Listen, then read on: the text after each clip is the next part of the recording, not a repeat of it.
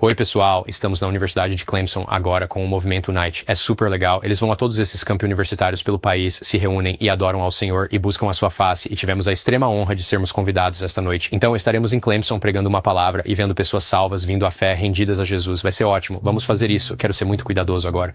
Ao que eu acredito que Deus está realizando neste ambiente.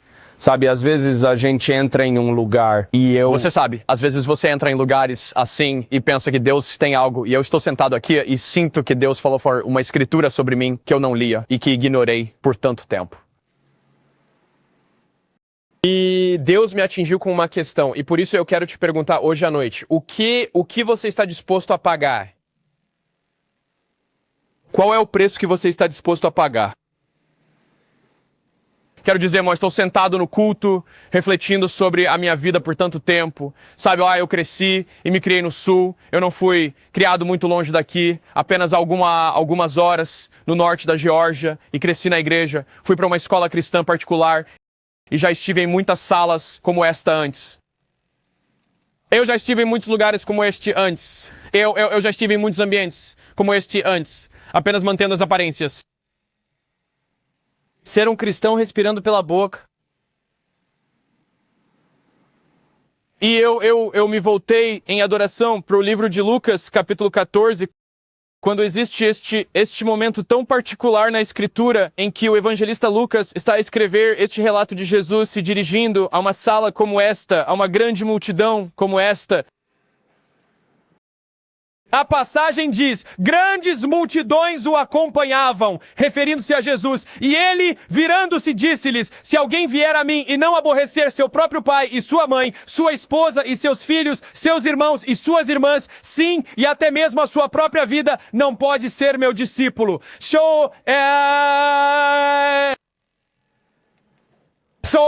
Quem não toma para si o peso da sua própria cruz e não se dispõe a me seguir de perto, não pode de maneira alguma ser considerado meu discípulo.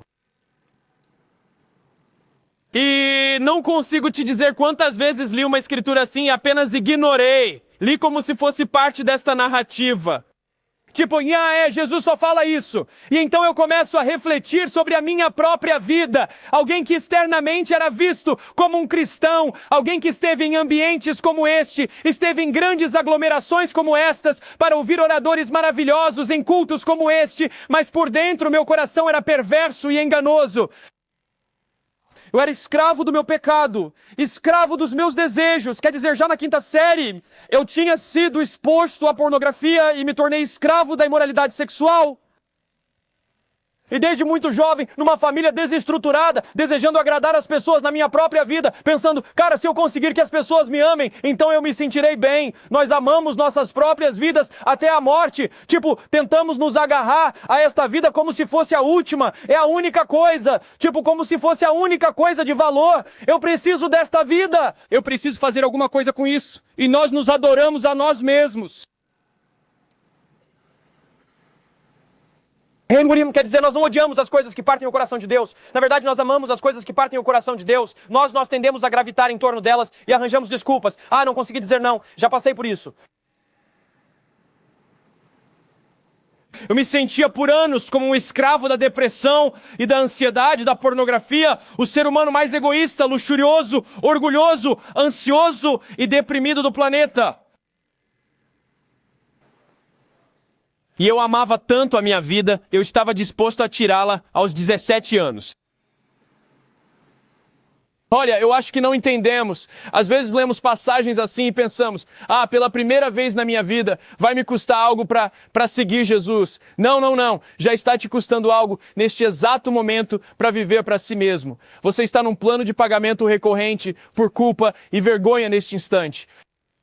Você entende como é ir para casa toda noite e só pensar que as coisas que você está fazendo vão dar certo desta vez, mas você continua voltando sabendo que não vai dar certo, é só familiar? É que ficamos tão preocupados em entrar neste novo lugar de fé e chegamos em grandes salões e pensamos, poxa, só porque eu estou na primeira fila, estou aqui, estou salvo, Deus, estou na primeira fila. Fui à igreja no domingo e fiz isso, fiz tudo.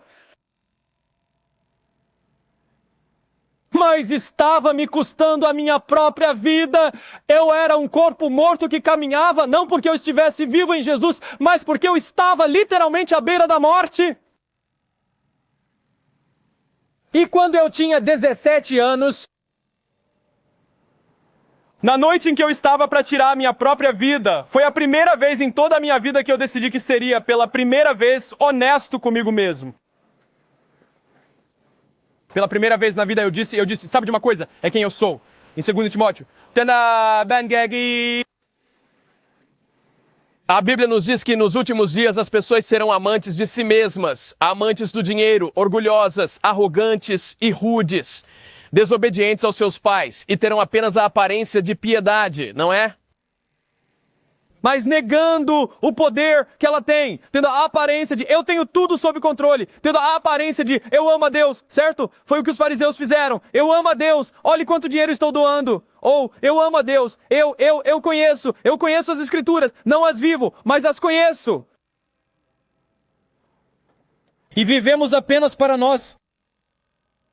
Por tanto tempo. E eu acho que uma das razões pelas quais é tão fácil viver apenas para nós mesmos e não nos custa nada, é porque vivemos nessa zona de conforto, nessa rotina. Sabe, tipo, eu vou para aula segunda, quarta e quinta, e tenho treino terça e quinta, e eu como no refeitório 5 dias por semana, e minhas refeições vêm daqui e dali, e é como se a gente simplesmente não precisasse dele. É como se esquecemos como é a dependência em qualquer um, menos em nós mesmos. Deixe-me apenas dizer uma coisa aqui nesta sala, agora mesmo. Se você afirma estar seguindo a Jesus, mas isso não te custou absolutamente nada, você está seguindo o Jesus errado. Vamos ser honestos. Quer dizer, para mim, isso me custou algo realmente lindo. É aí que está a questão. O custo de seguir os passos de Jesus é maravilhoso. Há uma troca celestial, um Deus que não conhece a morte, em sua natureza diz, eu pagarei o preço, você merece pagar com a sua própria vida. Então naquela noite eu tinha 17 anos e eu pensei, cara, eu quero tirar a minha vida, e não é que eu queira morrer, é só que eu acho que é a única forma de a dor desaparecer, de novo, vivendo para mim mesmo. Não me custa nada, porque é lá que se encontram as grandes multidões, não é? E eu estou lá, no restaurante, que está cheio de gente, e Deus vem ao meu encontro, revela o seu imenso amor por mim e me impede de tomar uma decisão que seria irrevogável para a minha vida. Não, a sua vida, na verdade, tem um valor inestimável. Não, a sua vida vale algo. Quando foi a última vez que você ouviu isso? Porque você vive em culpa e vergonha. E as únicas coisas que você ouve são, você é indigno, você está perdido, você merece isso. Satanás, ele sabe o nosso nome, assim como Jesus. Mas Satanás sabe o seu nome, mas ele só te chama pelo seu pecado. Ele só faz isso. Então eu pensei que era assim que Jesus se sentia por mim. Mas Jesus conhecia todo o meu pecado e pela primeira vez na minha vida, fui chamado pelo meu nome e não pelo meu pecado.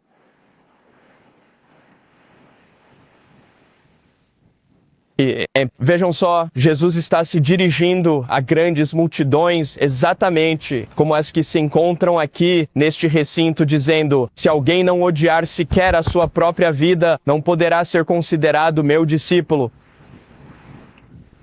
Quero dizer, um pouco antes, alguns capítulos atrás, o próprio Jesus, da sua própria boca, afirma que as pessoas vão se aproximar dele e perguntar, eu não profetizei em teu nome? eu não expulsei demônios em teu nome, eu não fiz todas essas grandes e poderosas obras em teu nome, e ele vai dizer, afastem-se de mim. Vocês, obreiros da iniquidade, porque a fé deles está nas coisas que eles fazem para Deus, e não no que Deus fez por mim, é por isso que está custando a sua vida agora. A sua fé está depositada naquilo que você é capaz de fazer. A vergonha, a culpa, a pressão que sente e a própria depressão. É como se fosse um ciclo interminável de fardos e pesos sobre os seus ombros. E agimos como se precisássemos de bobagem. Parece que precisamos de mais disso. Eu não vim aqui para que subíssemos ao palco e ficássemos aplaudindo o louvor e ficássemos aplaudindo os oradores. Não foi por essa razão que qualquer um de nós veio até aqui. Nós viemos para sermos direcionados àquele que, se você colocar tudo aquilo que te aflige, tudo o que você está enfrentando sobre este altar, sim, isso vai te custar algo, mas será uma troca verdadeiramente linda e transformadora. É que nos agarramos às nossas vidas. E então eu estava neste restaurante e quando finalmente entreguei tudo a Deus, percebi que o que me estava a custar, o que me custava seguir Jesus era apenas entregar-lhe o lixo, o que tu desejas, o que eu desejo. Isso é uma loucura. Isso não faz o menor sentido. Você está me dizendo... Espera, meu Deus. Você está me dizendo que, tipo assim, para te seguir, eu tenho que confiar em ti? Eu tenho mesmo que entregar isto para a senhora? Duas coisas vão ocorrer um dia. Então, um dia estaremos diante de Deus e Ele estará no céu e ou permitimos que Ele pague o preço pelos nossos pecados. Veja, temos uma dívida infinita acumulada contra Deus. Tipo, a dívida infinita de Bryce acumulada contra Deus era toda a sua imoralidade sexual, o seu orgulho, as paixões mundanas e todas as minhas boas ações que eu pensava, todas as vezes que joguei beisebol, talvez me comprassem, tipo, 6 dias no céu, sabe? Então é como se eu tivesse uma dívida infinita que só pode ser paga por um preço eterno. E esse preço eterno que apagou é Jesus. E a vida dele me move a viver para ele. Não é um fardo seguir Jesus. Não é um fardo pagar o preço de seguir Jesus com a sua vida. É na verdade uma alegria. É na verdade a liberdade. É na verdade tudo aquilo que você busca em todos os outros lugares, exceto nele. Então tudo aquilo que você tanto busca neste mundo pode ser encontrado simplesmente ao pagar o preço de seguir a Jesus. Tudo o que você procura na sua vida de pecado pode ser encontrado simplesmente ao entregá-lo a Ele. E nós gostamos de vir a lugares como estes e então levantar as nossas mãos e dizer: Deus, eu te amo, apenas com a nossa boca. Mas depois ficamos na mesma.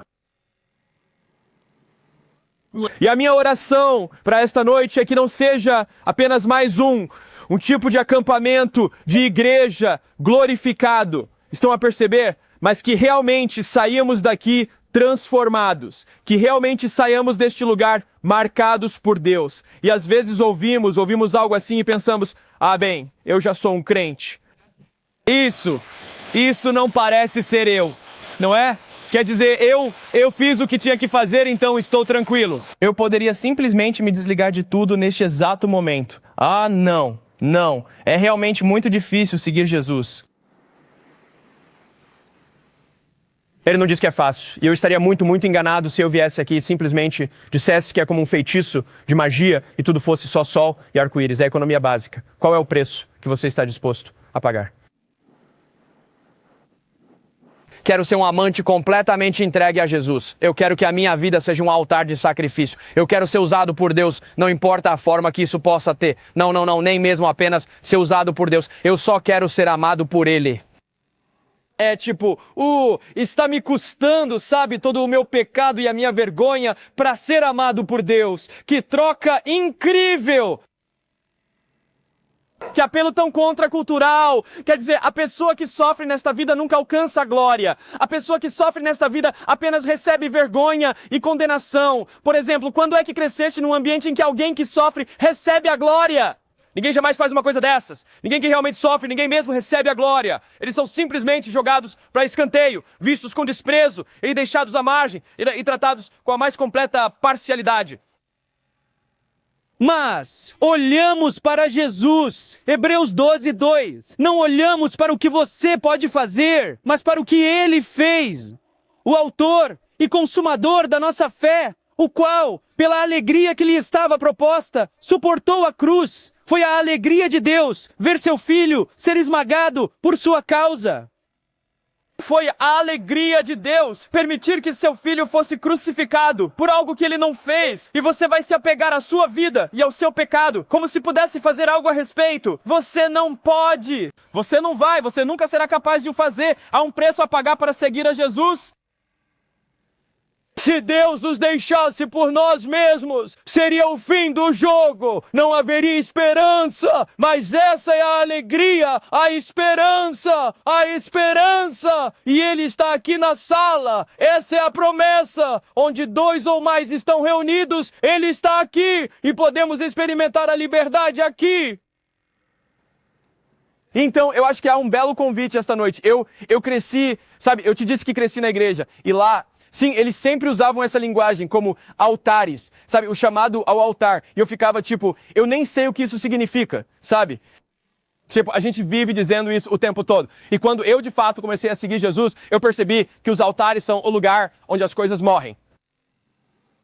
Altares são onde se sacrificam as coisas. E quando João, o discípulo, não João Batista, mas João, o discípulo, é lançado na ilha de Patmos e ele tem uma visão aberta do céu e ele escreve o livro do Apocalipse. Você sabe, ele olha para o céu e ele vê um cordeiro que foi espancado e massacrado. Morto, sangue derramado no propiciatório, retendo aquilo que nós realmente merecemos. Algo precioso foi sacrificado e crucificado num altar por nossa causa. O mínimo que podemos fazer é entregá-lo a alguém que seja verdadeiramente capaz de lidar com isso.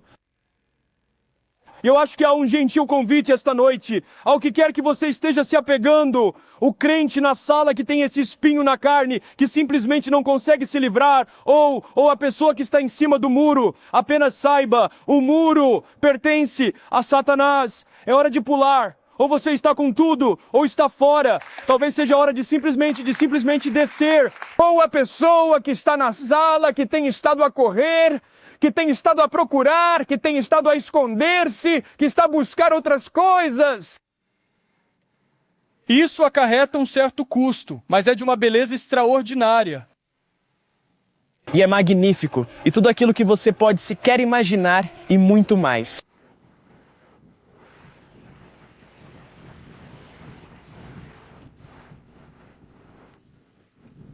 Jesus não está nos dizendo que nós temos que pagar um preço para segui-lo porque ele quer brincar um joguinho conosco. Ele está dizendo, ei, apenas me entregue toda a sua vergonha. Me dê toda a sua vergonha. Me entregue a sua culpa. Isso já é exato o seu dia e... Dê-me a sua vida. A troca mais fácil de todos os tempos é um Deus que, sem conhecer a morte, morre. E o mínimo que fazemos é dar-lhe a nossa própria vida. E a amamos, como eu disse antes, amamo-la até a morte. Mas veja, aqui está a realidade. Nós não estamos apenas aqui e vamos embora. Somos apenas peregrinos nesta vida. E temos a oportunidade nesta vida de amar a Deus e amar o seu povo que não o conhece.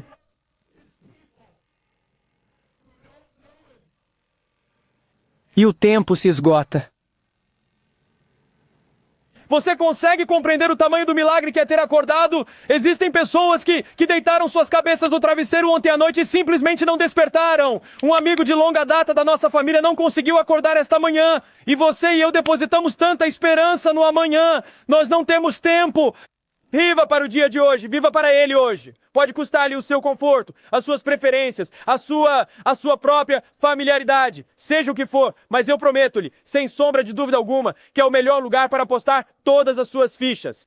A sua vida, a sua morte e ressurreição, o seu sangue, porque uma só gota do seu sangue te purifica de tudo o que carregas. E então eu quero que nós apenas baixemos as nossas cabeças.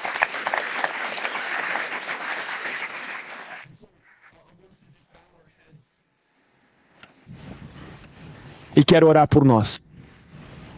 Agora mesmo. Que Deus amoleça os nossos corações, que Ele os sonde profundamente. Sim, Jesus, assim como o rei Davi orou no Salmo 139, pedimos, sonda os nossos corações, revela-nos, por favor, as áreas que nos impedem de experimentar a plenitude da Tua presença. Deus, dá-nos a força para entregá-lo. Deus, eu sei que não queremos viver para nós mesmos, queremos viver para Ti. Quer dizer, é por isso que estamos aqui nessa sala, de onde quer que sejamos, ou o que quer que tenha acontecido nas últimas 24 horas, isso não importa, estamos todos aqui, unanimemente dizendo, nós Te queremos.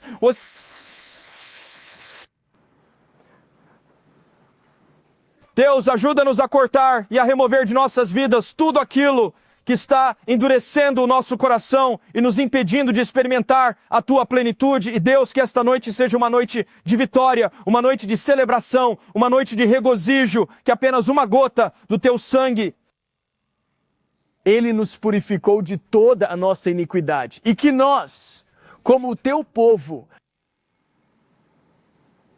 possamos Te seguir com toda a nossa vida, porque tem um preço Te seguir e é uma grande alegria. Deus, nós Te amamos, nós Te agradecemos, nós Te louvamos, em nome de Jesus, amém. Seu nome? Sou ela. Ela, Grant. Vamos, ela. Sou o Bryce. Prazer em conhecê-la. É esta noite uma decisão inaugural ou é uma rededicação? Primeira decisão.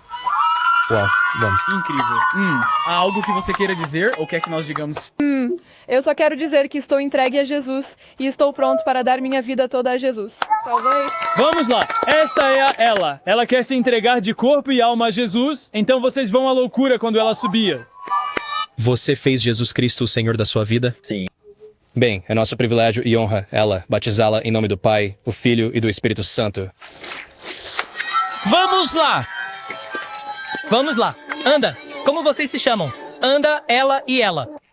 Ei, conseguimos a ela! Vamos lá, ela! É isso aí! Totalmente com Jesus. Estou tão cansado de pecar, quero lavar tudo isso e quando eu sair desta água estarei livre. Estou farto disso. Vamos, ela. Quero Jesus. Você me faz querer explodir.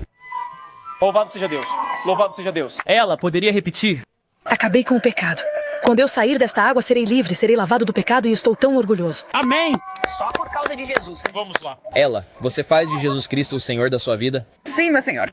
Bem, é nosso privilégio e honra. Tape o nariz, que te batizamos em nome do Pai, do Filho e do Espírito Santo. Espírito Santo. Muito bem, pessoal. Esta é a Sarah, ela e a Sarah, ela... Ela não quer que isso seja apenas uma expressão interior, ela quer declarar ao mundo que Jesus é o Senhor da vida dela, então vamos celebrá-la quando ela sair da água. Pronta? Saraela, você acredita que Jesus Cristo é seu Senhor e Salvador? Simples. Só Ele é o caminho ao Pai? Sim, eu faço. É nossa honra. Para te batizar em nome do Pai, do Filho e do Espírito Santo. É isso aí, vamos lá. E aí, como você se chama? Prazer. Tereza, muito prazer, Tereza. Vi seu vídeo de noivado. Oh, louvado seja Deus. Oh, muito obrigado. Sou o Grant. Prazer, Teresa. Muito prazer. Está bem. Oi, gente, sou a Tereza. Vamos lá. Quero que todos saibam que sigo Jesus e quero segui-lo até morrer e isso o declara agora. Vamos. Muito bem, vamos lá. Tereza, você acredita que Jesus Cristo é o Senhor da sua vida e Ele é o único caminho para o céu? Sim. Tereza, é nosso privilégio e honra batizá-la em nome do Pai, do Filho e do Espírito Santo. Uhul! Muito obrigado. Ei, pegamos um Scott. Opa, vamos embora. Scott está se rededicando a Jesus de corpo e alma. Ele está se despojando do velho e se tornando novo. Que demais. É isso aí, Scott. Bem, Scott, você acredita que Jesus Cristo é o Senhor da sua vida e o sangue dele é a única coisa que pode te purificar do seu pecado? Bem, Scott, é um privilégio e uma honra batizar você em nome do Pai, o Filho e do Espírito Santo. Como se chama? Eia. Ela, quê? Ela, ei, a quarta, ela! É uma coisa louca. Ela, você acredita que Jesus é o caminho, a verdade e a luz? Que ninguém pode vir ao Pai senão por Ele? Esta água não te purifica, é o sangue de Jesus que te purifica, certo? É uma honra para nós, ela, batizar você em nome do Pai, do Filho e do Espírito Santo. Muito bom. Ei, aplaudam o Noah. Vamos nessa. Noah, você acredita que Jesus Cristo é o Senhor da sua vida, que morreu pelos seus pecados e é o único caminho para o Pai? Noah, é nossa honra e privilégio batizá-lo em nome do Pai, do Filho e do Espírito Santo. E o Espírito Santo.